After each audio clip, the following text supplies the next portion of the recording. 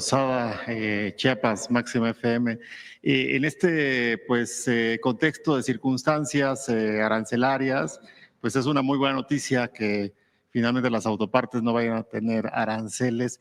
Y quisiera, si nos puede compartir un poco cómo han sido todas estas negociaciones, recordar un poco cómo ha sido todo este proceso y que ha culminado en este momento de verdaderamente beneficio para México. Bueno, desde el primer momento ustedes saben que se habló de aranceles.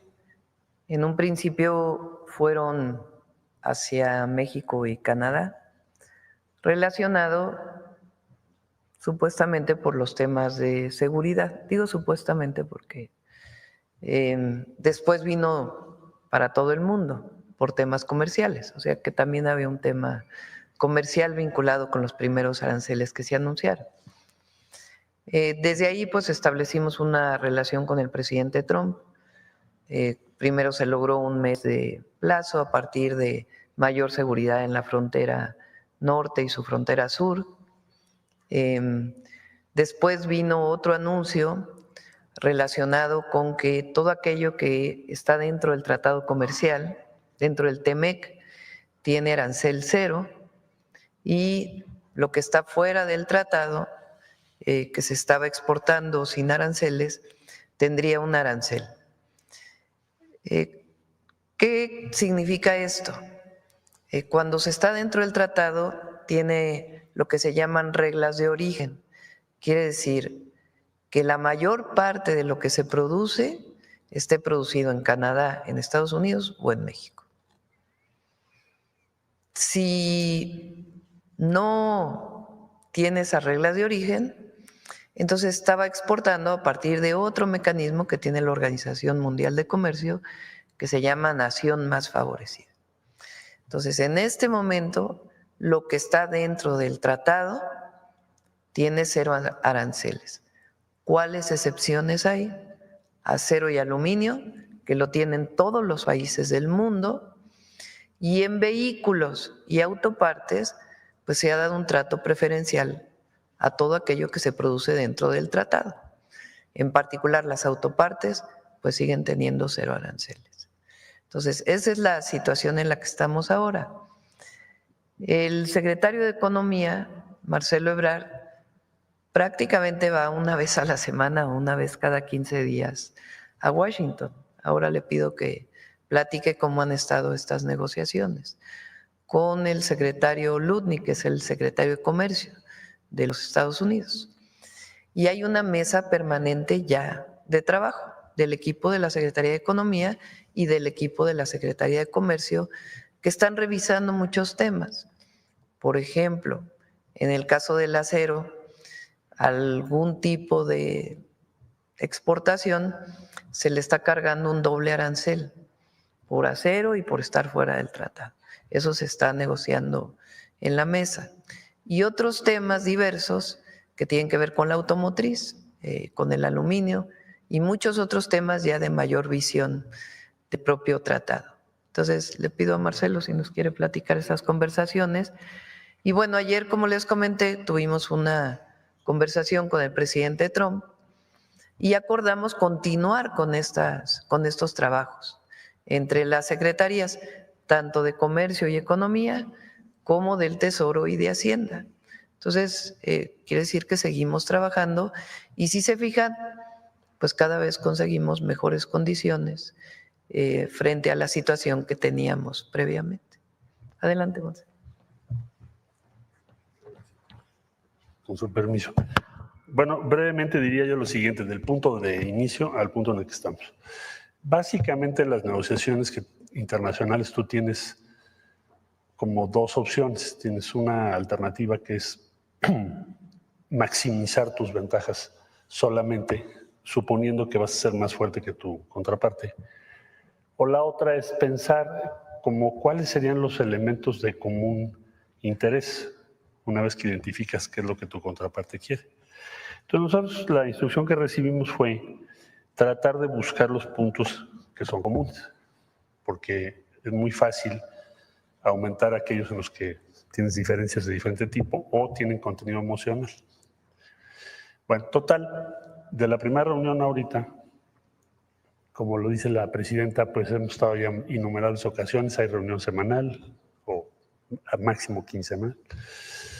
Hemos venido planteando qué cosa, la integración que tiene México con Estados Unidos en lo que hace específicamente la industria automotriz. También en acero y aluminio, ahorita explico por qué. La integración que tenemos en la industria automotriz implica varios sectores. Básicamente, cuando tú ves un vehículo, tiene miles de piezas que no produce necesariamente esa empresa. Por eso se les llama armadoras. Producen alguna parte y todo lo demás lo consigues en el mercado de diferentes tipos de empresas. Quién hace el tornillo, quién hace el pistón y así sucesivamente, hasta llegar a los semiconductores. Bien, entonces, ese universo, ese ecosistema que está en torno a cada vehículo, tiene un contenido cada vez mayor de México. ¿En razón a qué? Bueno, pues llevamos 35 años trabajando juntos. Y además en 2019 se firmó un tratado que dice que tienes que aumentar el contenido de México, Estados Unidos y Canadá en los vehículos que produzcas en la región. Entonces ha venido aumentando. Y si primero hacíamos una piececita, pues hoy hacemos muchas piezas, ¿verdad?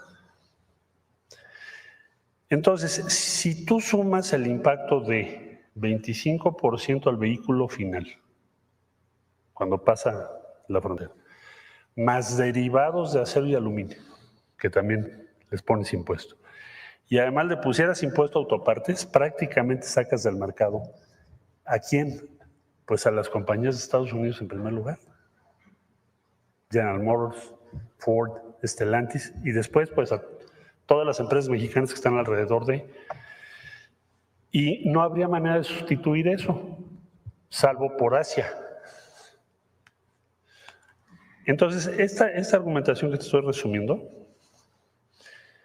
en negociaciones donde yo debo decir que el secretario de Comercio, pues sí empezamos teniendo muchas discusiones porque empezamos de puntos muy distintos, pero hoy en día hemos logrado construir una buena relación de confianza y respeto.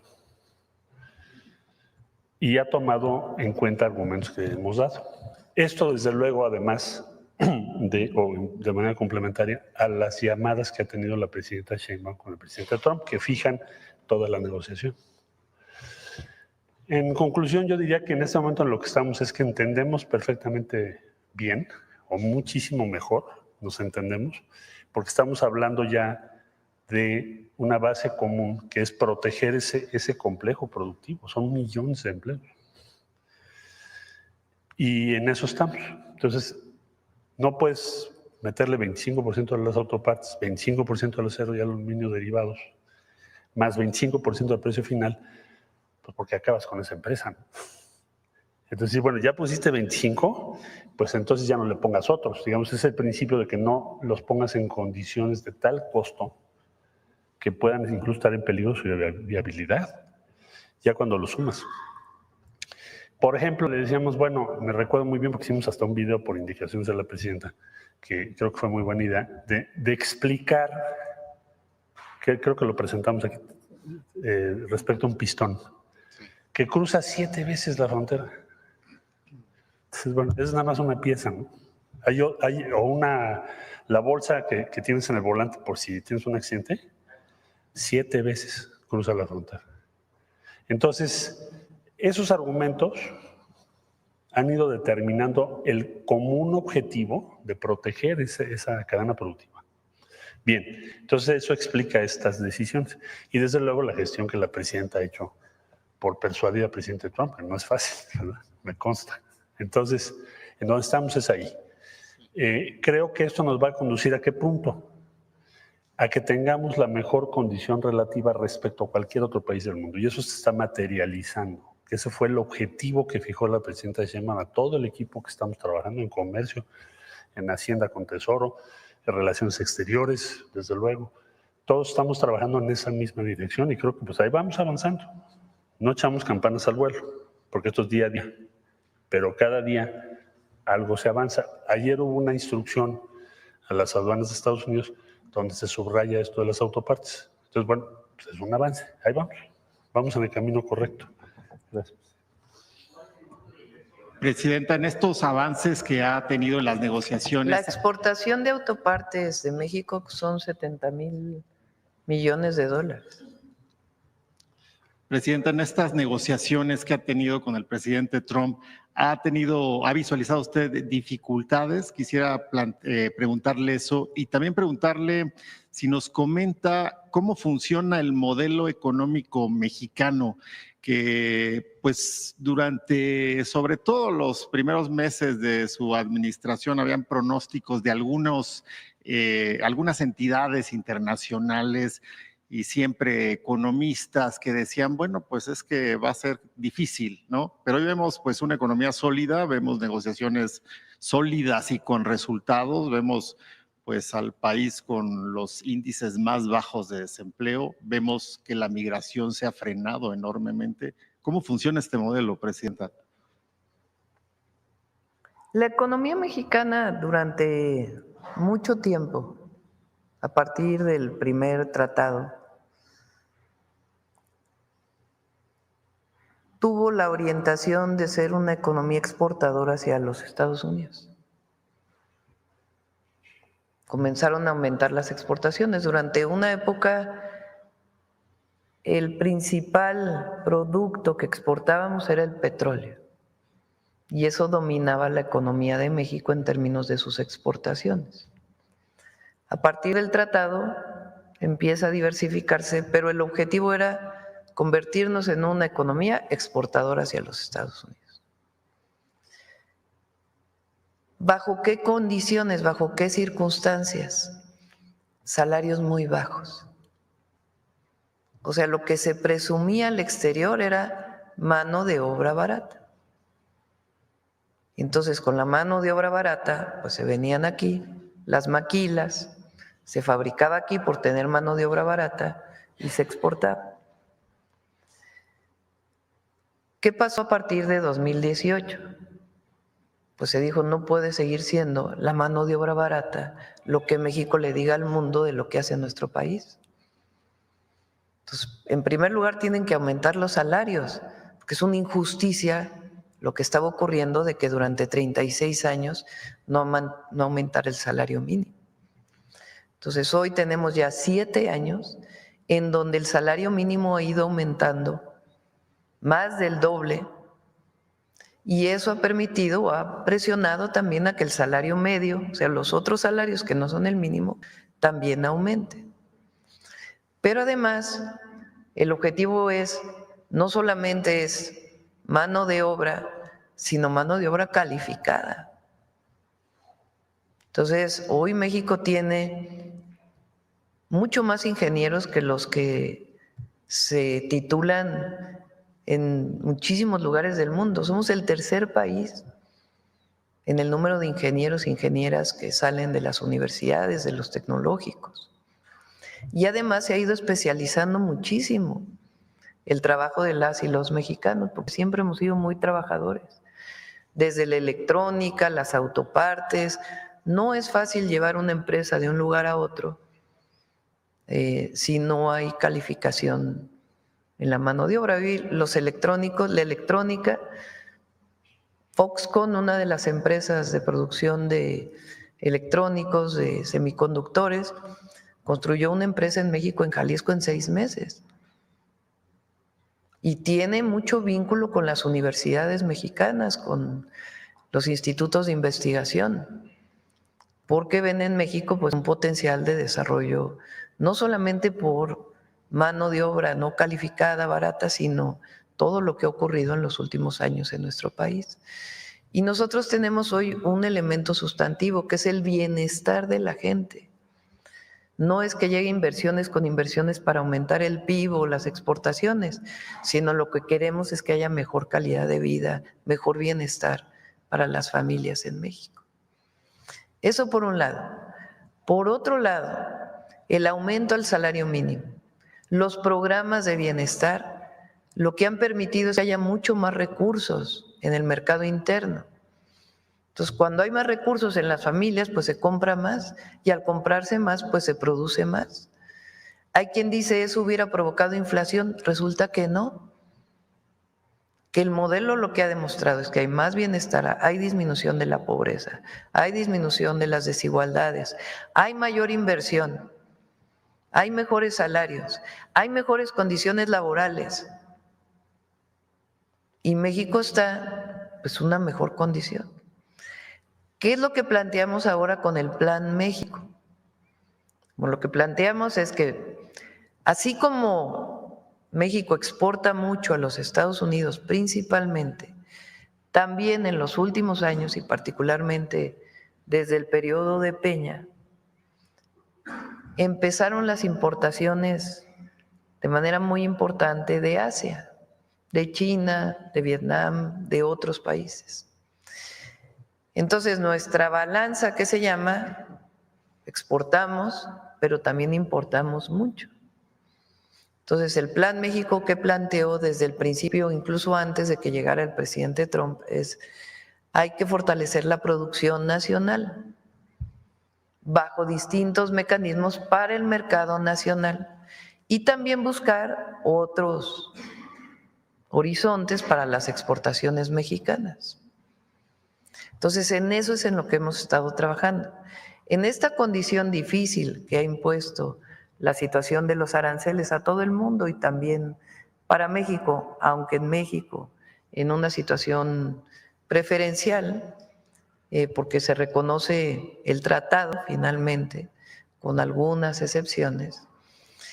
Lo importante es lo que dice Marcelo, o sea, están llegando muchísimas empresas nacionales que estaban aquí desde hace tiempo y extranjeras que su interés es producir en México, ya no solo por el mercado de Estados Unidos, sino por lo que está representando México. Entonces, eso nos hace ser optimistas. Por eso cuando decían los organismos financieros internacionales, algunas calificadoras, de que México iba hacia la recesión y que el PIB iba a bajar y que pues en 3 meses hubo crecimiento, poco, pero hubo crecimiento. Y lo que esperamos, más allá de los impactos que pueda tener esta situación, pues es que en el año tengamos crecimiento y sobre todo, pues todos estos compromisos de inversión que se traducen además en facilidad para invertir en aquellos lugares, si usan agua donde hay agua, si usan otros recursos donde hay esos recursos, que son los polos de bienestar también que vamos a informar pronto. Pues esta condición está colocando a México en una situación muy buena. Ya comentamos, el portafolio de inversión para México es de más de 200,000 millones de dólares. Y lo que se está haciendo es una mesa de trabajo para facilitar pues, todos los permisos en un marco de fortalecer nuestra economía interna y también lo que significa las exportaciones.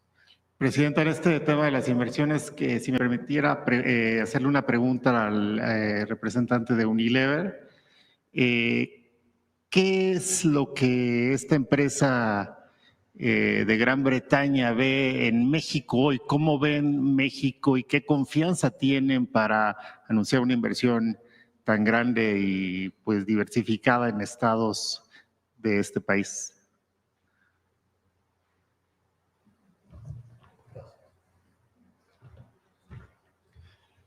Muchas gracias para la pregunta. México para nosotros